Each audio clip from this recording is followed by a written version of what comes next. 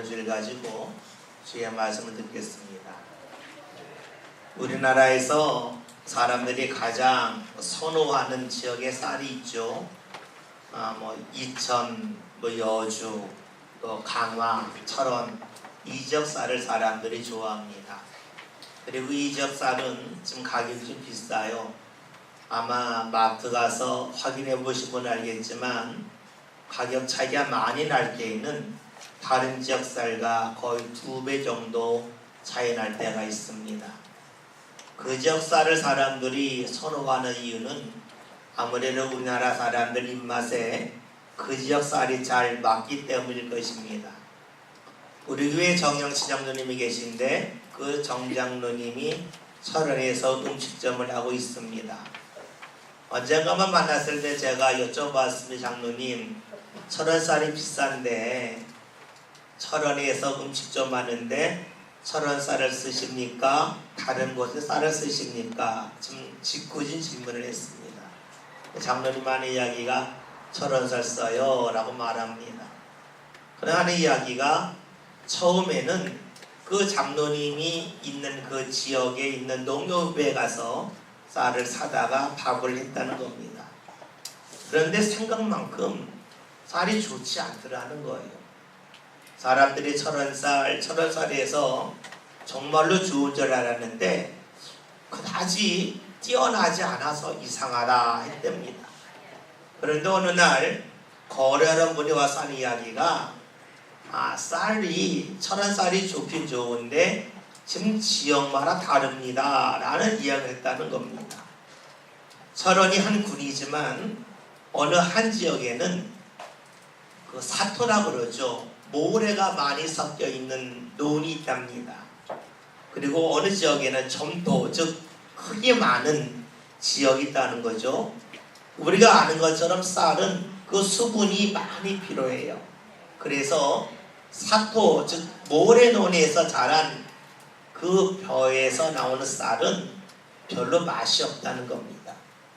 반면에 점토가 많은 지역의 쌀은 맛있다는 거예요. 그러면 이야기가 장로님이 음식점을 하는 그 지역 말고 다른 지역에 있는 철원 농협에서 나온 쌀을 사면 맛있을 거다 알려줬다는 겁니다. 그 말을 듣고 정말로 그 지역에 가서 쌀을 사왔는데 같은 철원인데도 밥맛이 아주 다르다 하는 이야기를 하셨습니다. 제가 그 이야기를 듣고 좀 궁금해서 슈퍼에 가서 쌀을 좀 살펴보고 왔어요. 철원 쌀을 세일할 때 이렇게 보았더니 세일하는 그 쌀은 대부분이 사토, 즉 모래논에서 나온 그런 쌀들을 세일을 많이 하고 점토 부분이 많은 지역에 나온 쌀은 세일을 하지 않더라고요. 그렇구나 하는 것을 알았습니다. 똑같은 품종인데 어디에다가 심었느냐, 이 쌀의 출처가 어디냐에 따라서 맛이 아주 달라져요. 가치로 달라집니다. 예전에 우리 교회 나왔던 분 중에 한 분이 농수산물을 전무로 하는 분이 계셨습니다. 그분에게도 제가 좀 질문했어요. 사람들이 영광굴비 하는데 제가 알기로는 영광에서 굴비를 많이 잡지 않는 것 같은데 왜 영광굴비 합니까? 라고 물어봤어요. 근데 그분이 이런 얘기를 하는 겁니다. 목사님, 굴비는 어디서 잡냐가 중요한 게 아니라 잡은 조기를 어디서 말리느냐가 중요합니다. 그런데 영광은 볕이 좋고 이 바닷바람이 부는데 이 바닷바람이 이 조기를 말리는데 가장 좋습니다. 똑같은 조기를 할지라도 어디서 말렸느냐에 따라서 맛이 달라지고 사람들의 손길이 가는 것이 달라집니다 라는 이야기를 했습니다.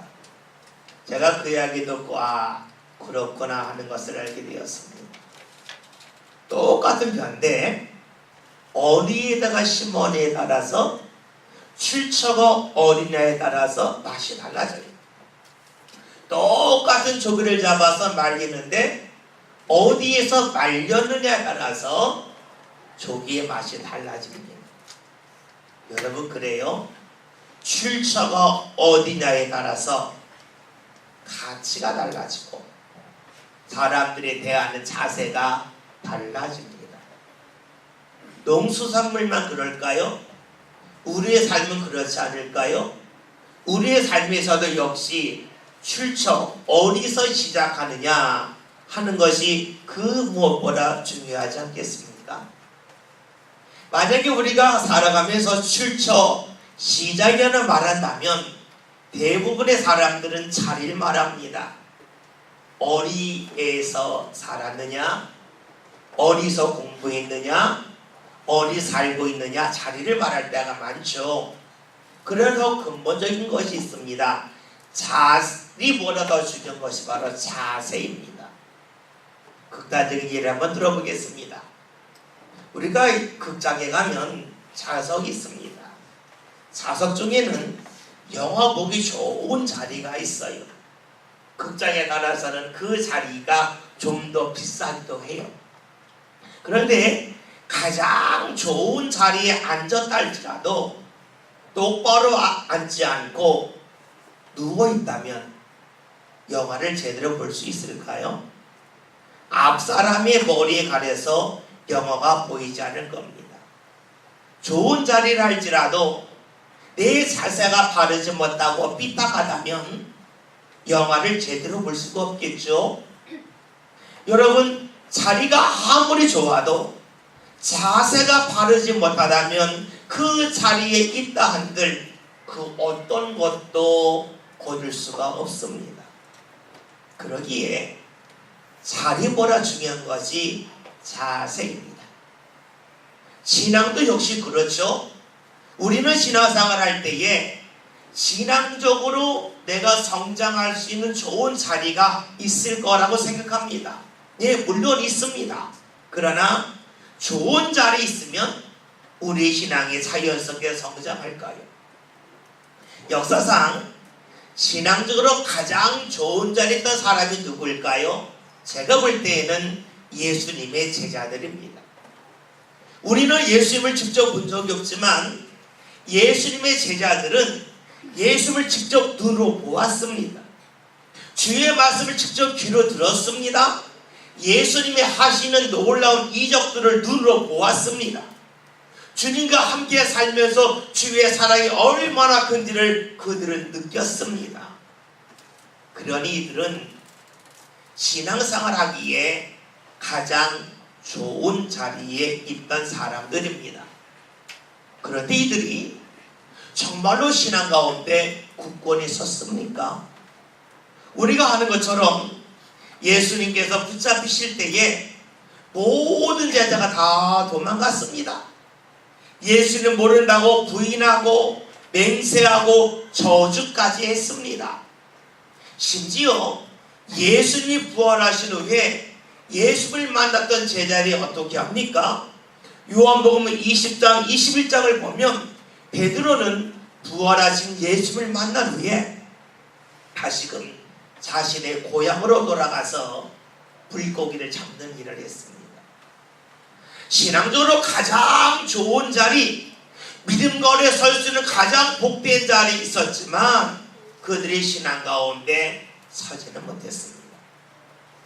그런데 오늘 우리들은 신앙생활을 하면서도 내가 좋은 자리에 있으면 내 믿음에 설 거라고 하는 그런 생각을 여전히 하고 있습니다. 내가 경제적으로 좀 나은 자리에 있다면, 내가 꿈꾸고 소망하는 그런 직장에 내가 들어간다면, 내가 원하는 자리에 올라간다면 내 믿음이 굳건해질 거라고 생각할 때가 적지 않지요. 제자들을 보십시오. 자리로 인해서 신앙이 자리 잡히진 않습니다. 아무리 좋은 자리에 있다 할지라도 신앙이 세워지는 것은 아닙니다. 왜냐하면 신앙은 눈으로 보는 것을 통해서, 귀로 듣는 것을 통해서, 피부로 느끼는 것을 통해서 세워지는 것이 아니기 때문입니다. 신앙은 눈과 귀에 있지 않습니다. 신앙은 내 마음속에 주님이 들어오고 내 삶 가운데 주님이 함께함을 느낄 때 비로소 세워집니다. 그러기에 신앙은 외적인 일들, 보고 듣는 일을 통하여 세워지는 것이 아니라 내가 주님을 만나는 내적 체험을 통해서 신앙이 세워진다고 하는 것이 분명한 사실입니다. 그렇다면 예수님의 제자들이 언제 신앙으로 세워졌습니까? 언제 주님을 내적으로 체험했습니까? 우리가 잘 알고 있는 것처럼 예수님의 십자가와 부활, 그 사건 이유가 아닙니다. 성령을 경험하고 성령께서 함께 하실 때 비로소 이들은 신앙 가운데 세워지는 내적 체험의 사람이 되었습니다. 여러분, 그러기에 우리의 신앙 가운데 예수님의 십자가와 부활이 그 무엇보다 중요하지만 그 일이 내 삶 가운데, 내 신앙 가운데 세워지기 위해서는 반드시 성령이 함께하는 일이 있어야만 합니다. 오늘은 성령 강림 주일입니다. 성령 강림에 관한 말씀이 오늘 성경에 나와 있습니다. 오늘 말씀은 이렇게 시작하고 있어요. 사도행전 2장 1절에는 말씀을 다 같이 함께 했습니다. 말씀을 봅니다. 오순절 날이 이미 이름에 그들이 다 같이 한 곳에 모였더니 아멘. 오순절 날이라는 말씀이 나옵니다. 오순절, 말 그대로 50일째 되는 날입니다. 50일째 된다고 하는 것은 어떤 기준점으로부터 50일이 되었다는 것이죠. 이스라엘의 역사는 출애굽부터 시작이 됩니다.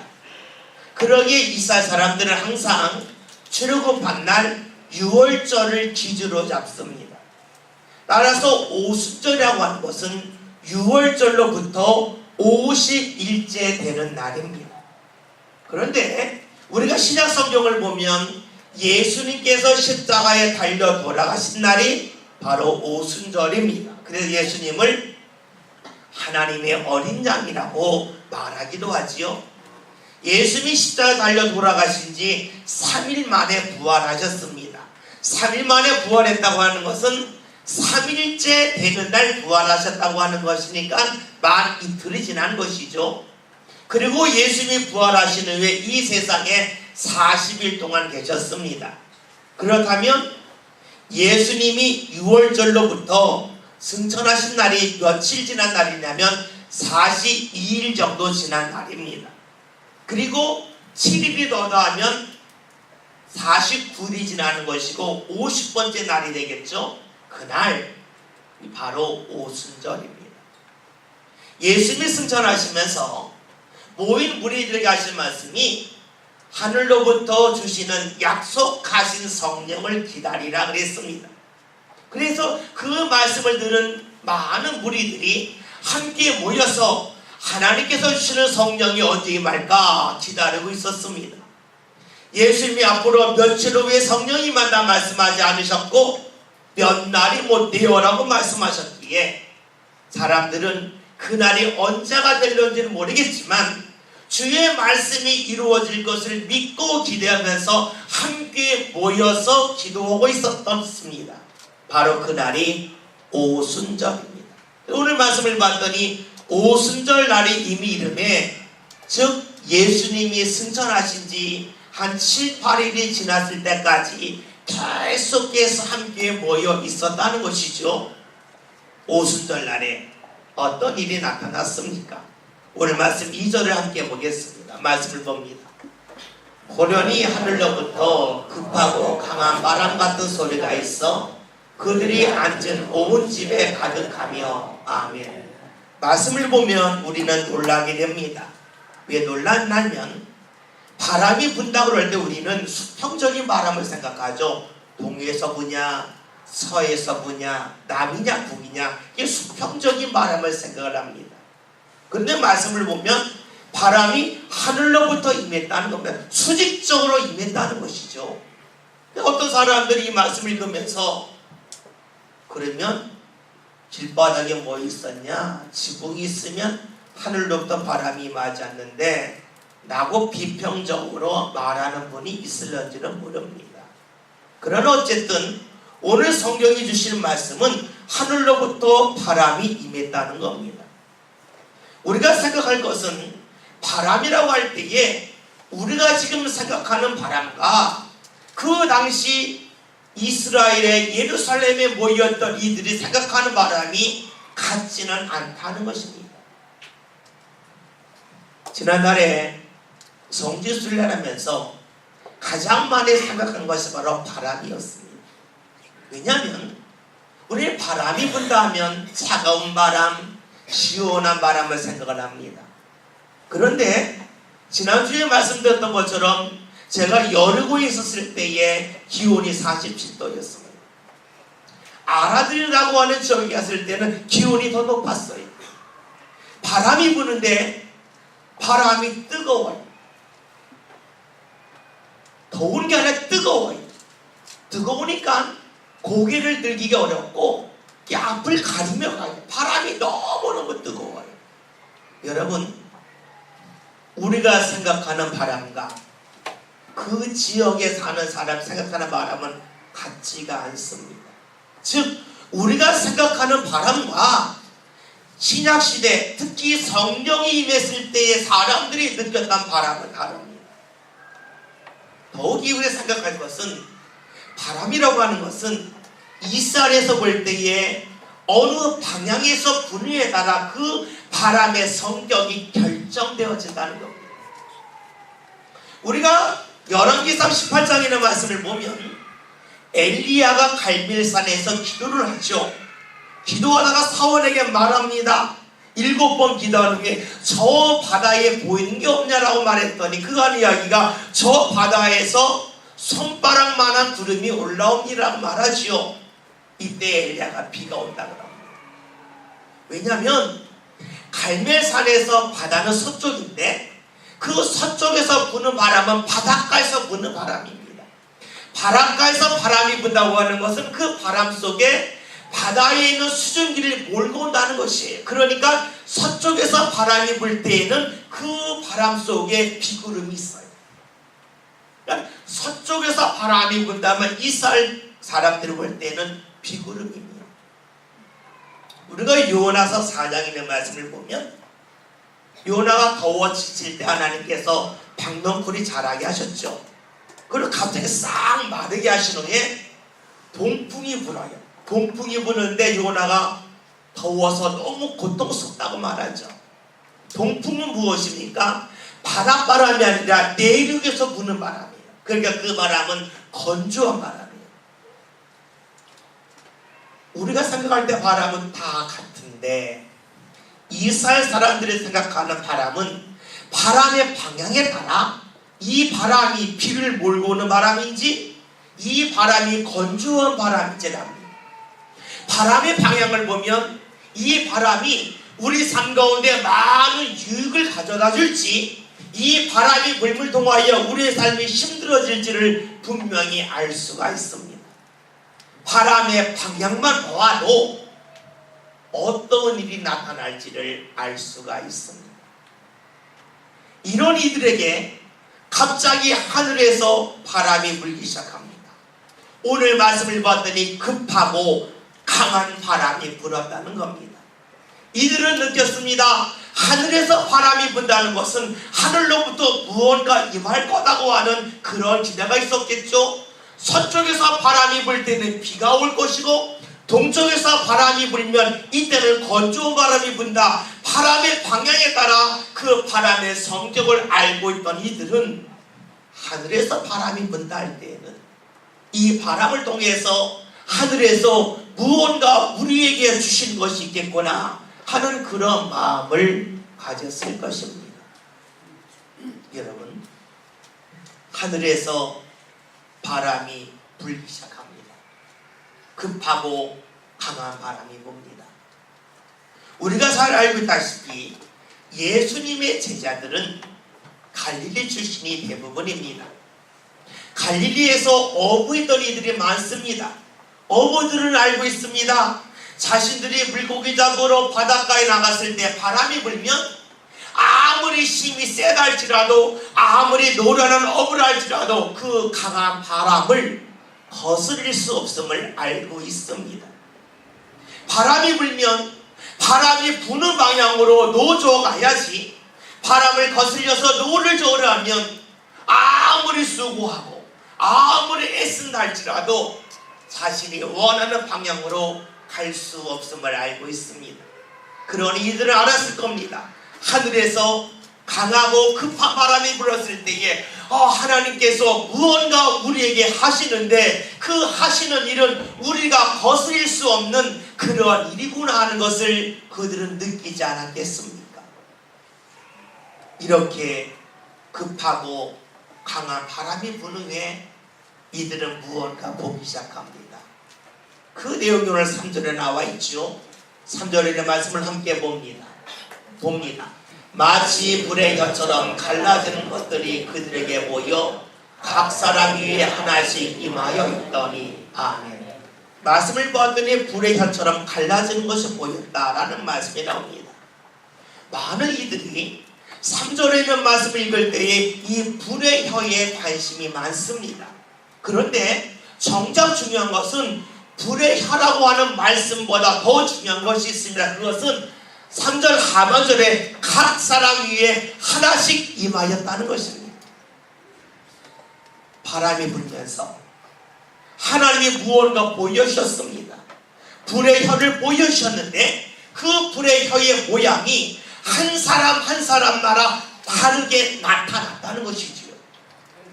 모든 사람에게 똑같은 것을 보여준 것이 아니라 한 사람 한 사람에게 다른 모양을 주께서 보여주셨다는 것입니다.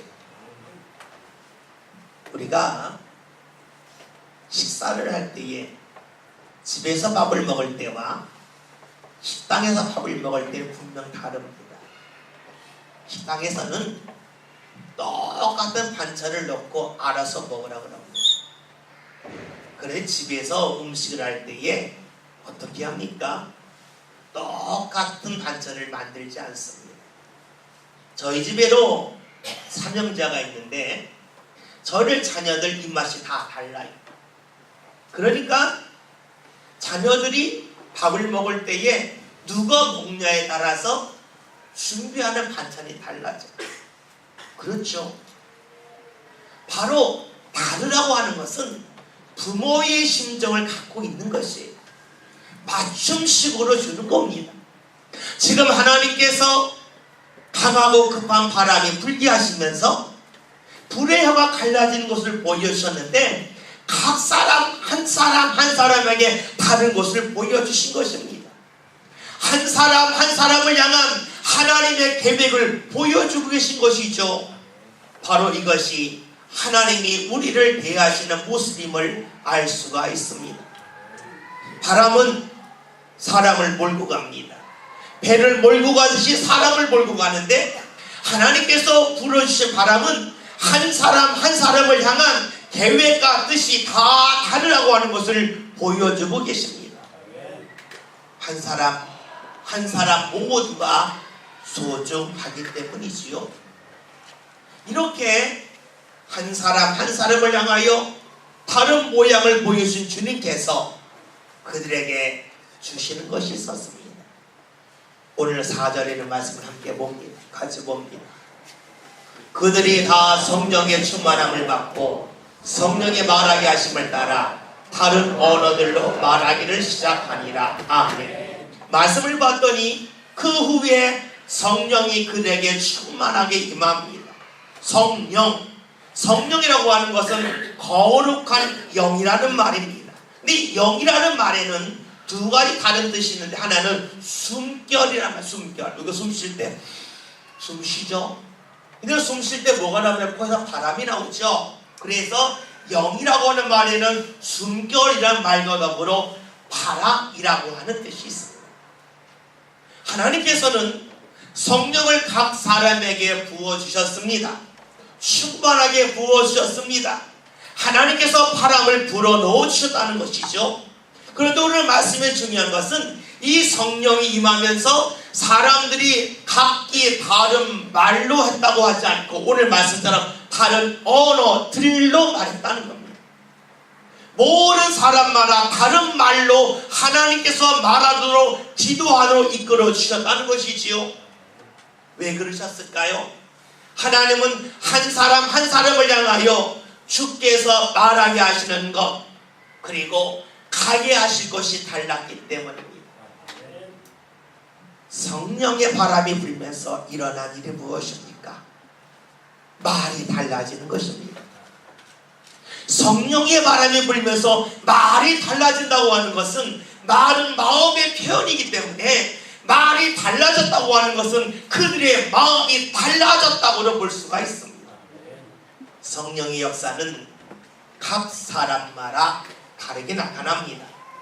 하나님께서는 모든 사람을 똑같이 사랑하시지만 한 사람 한 사람의 특징에 따라서 그 사람의 성격에 따라서 그 사람의 기후에 따라서 그 사람을 이끄시는 방법이 조금씩 다릅니다. 그러기 오늘 말씀이 무엇입니까? 다른 언어들로 말하기를 시작했다 하는 것입니다. 여러분, 성령의 임함을 통해서 사람들의 말이 달라졌습니다. 그들이 주의 일을 해야 할 자리가 달랐기 때문에 그들의 일할 곳이 달랐기 때문에 주님께서는 각기의 다른 말로 그들로 하여금 말하게끔 해주셨습니다.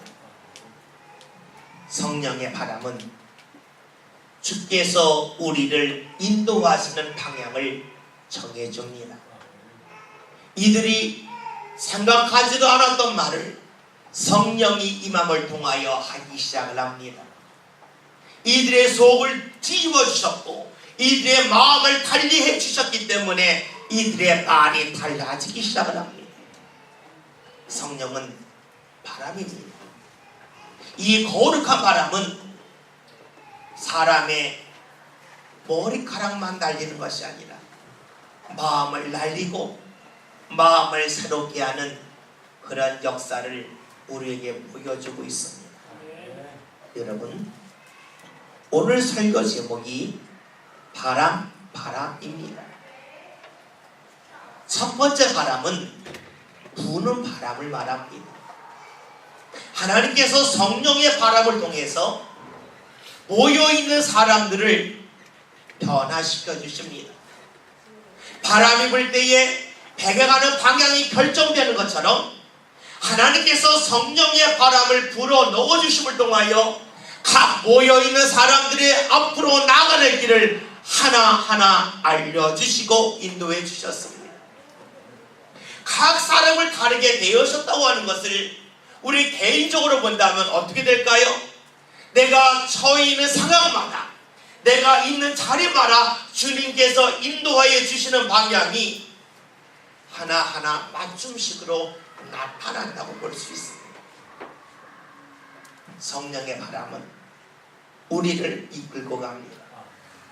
그리고 하나님이 원하는 방향으로 우리의 삶을 인도해 줍니다. 오늘 설교 제목 중에 두 번째 바람이 있습니다. 그 바람은 무엇일까요? 그것은 바로 하나님께서 바라시는 것을 말합니다. 성령의 바람을 통하여 하나님은 우리를 몰고 가십니다.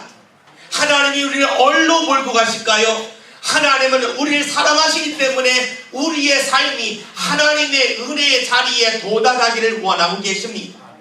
우리가 잘 알고 있듯이 로마서 8장의 말씀을 봤더니 아들을 주시니가 우리에게 그 어떤 것인들 주시지 않겠느냐고 말씀하고 있습니다. 자신의 아들 독생자를 우리에게 주신 하나님께서 우리에게 그 어떤 은혜인들 아까워하시고 그 은혜 주시기를 주저하시겠습니까? 주님께서는 우리가 성령의 바람을 통해서 우리가 가야 할 길이 정해지길 원하고 계십니다. 그리고 그 길로 우리가 가기를 원하고 계십니다. 왜냐하면 그 길로 갈 때 비로소 하나님이 그토록 바라시는 대로 우리의 삶 가운데 하나님의 은혜가 가득히 나타나기 때문입니다.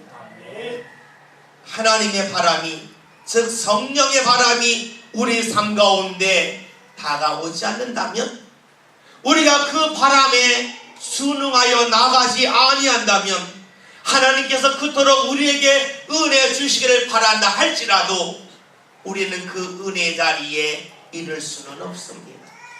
그러나 우리가 하나님의 바람, 성령의 바람에 따라서 우리의 삶을 내어 맡기며 나아갈 때에 하나님께서 그토록 원하시는 바람대로 우리 모든 믿음의 성도들은 하나님의 은혜 자리에 온전히 이룰 수가 있습니다. 어부들이 항해할 때에 바람이 불면 배의 방향이 정해집니다. 우리 인생도 항해에 같지 않겠습니까? 성령의 바람이 불 때에 그 바람에 따라 우리가 움직인다면 우리의 삶 가운데 하나님의 바람, 우리 삶 가운데 주의 은혜가 충만히 임하기를 원하시는 그 바람이 이루어질 것입니다. 성령의 바람을 타지 아니한다면 우리는 하나님이 바라시는 자리에 이를 수가 없습니다. 그러기 오늘 우리가 삼아야 될 것이 무엇입니까? 우리의 삶 가운데 주의 성령이 임하기를 사모하는 것입니다. 오늘 우리가 정말로 붙잡아야 될 것이 무엇입니까? 그것은 내 눈에 일어나는 변화를 붙잡으려고 하는 것이 아니라 내 마음과 내 삶을 변화시켜 주시는 성령의 바람이 불기를 소망하는 일입니다. 저와 여러분이 성령을 사모합시다. 성령을 소망합시다. 하나님의 바람이 우리 삶 가운데 불기를 간절히 원하는 저와 여러분이 되어서 주의 바람에 따라 움직여지는 저와 여러분의 삶이 되어서 하나님께서 그토록 원하시는 대로 하나님의 바람인 주의 은혜가 우리 삶 가운데 가득히 넘쳐나는 믿음의 삶을 저와 여러분이 함께 살아갈 수 있기를 주의 이름으로 기원드립니다. 기도합니다. 하나님, 오늘 저희들 삶 가운데 성령의 바람이 불기를 원합니다. 그리고 성령의 바람에 따라 우리의 삶이 옮겨지게 하여 주시어 하나님께서 그토록 바라시는 대로 우리의 삶 가운데 주의 은혜가 가득히 넘쳐나는 믿음의 주인공들 되게 하여 주옵소서. 예수님의 이름으로 기도하였습니다. 아멘.